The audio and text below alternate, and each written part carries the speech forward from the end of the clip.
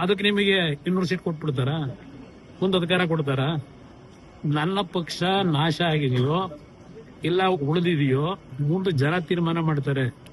ನಿಮ್ ಪರಿಸ್ಥಿತಿ ಎಲ್ಲಿಗೆ ಬರ್ತೀರಿ ಅನ್ನೋದನ್ನ ಸ್ವಲ್ಪ ಕೂತು ಯೋಚನೆ ಮಾಡಿ.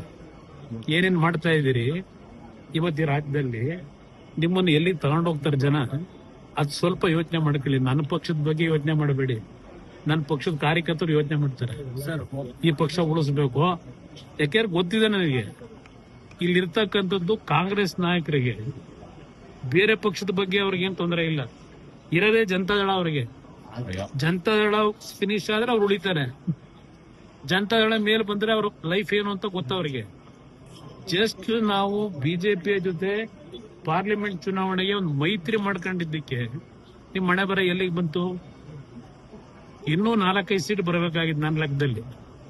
ಸ್ವಲ್ಪ ನಮ್ಮಲ್ಲೇ ಆದಂತ ಕೆಲವು ದೋಷದಿಂದ 9 ಸೀಟ್ಗೆ ಗೆದ್ದಿದ್ದೀರಿ ಪಾರ್ಲಿಮೆಂಟ್ಗೆ. ಇಲ್ಲದ್ರೆ 3-4 ಇಳಿತಾ ಇದ್ರಿ ಮೊನ್ನೆ ಅಧಿಕಾರ ಇಟ್ಕೊಂಡು. ಅದರಿಂದ JDS ಉಳಿತದೋ ನಾಶ ಆಗುತ್ತೋ ಕರಿಗೆ ಎಲ್ಲ ಸರ್ಟಿಫಿಕೇಟ್ ಕೊಡೋದು ಈ ನಾಡಿನ ಜನತೆ ಕೊಡ್ತಾರೆ.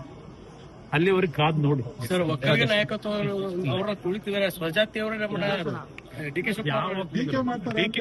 ಯಾವ ಒಕ್ಕಲಿಗರನ್ನ? ಒಕ್ಕಲಿಗ ನಾಯಕತ್ವ ಡಿ ಕೆ ಶಿವಕುಮಾರ್ ಅವ್ರನ್ನ ನಮ್ಮ ಸಮುದಾಯದವರೇ ತುಳಿತಾ ಇದ್ದಾರೆ ಅಂತ. ಸೇವೆ ಆಗ್ಬಿಡ್ತಾ ಇಲ್ಲ. ಕೆಲವರಿಗೆ ಜನಬಲ ಬೇಕು ಅಂತಾರೆ, ಕೆಲವರು ಬೆಳಗ್ಗಿನ ಸಾಯಂಕಾಲದವರೆಗೂ ಹಣ ಲೂಟಿ ಮಾಡಬೇಕು ಅಂತಾರೆ. ಜನ ಬೆಂಬಲವನ್ನ ಇವತ್ತು ಯಾವ ರೀತಿ ಪಡಿಬೇಕು ಅನ್ನೋದಕ್ಕಿಂತ ಹೆಚ್ಚಾಗಿ ಕ್ಷಣವು ರಾಜ್ಯದ ಲೂಟಿ ಮಾಡತಕ್ಕಂತ ಕೆಲಸ ಮಾಡಿದ್ರು. ಜಾತಿ ಹೆಸರಿನಲ್ಲಿ ಬೆಂಬಲ ಕೊಡ್ತಾರ? ತಲೆ ಹೊಡೆದು. ಯಾಕೆಂದ್ರೆ ಪಾಪ ಯಾರೋ ಹೇಳೋರೆ ಅವ್ರ ತಮ್ಮನೇ ಇರ್ಬೇಕೇನು. ಕುಮಾರಸ್ವಾಮಿ ಬಂದು ಬಾಯಿ ಚಪ್ಲಕ್ ಮಾತಾಡಿರ್ತಾರೆ. ನಾನು ಬಾಯಿ ಚಪ್ಲಕ್ ಮಾತಾಡಲ್ಲ.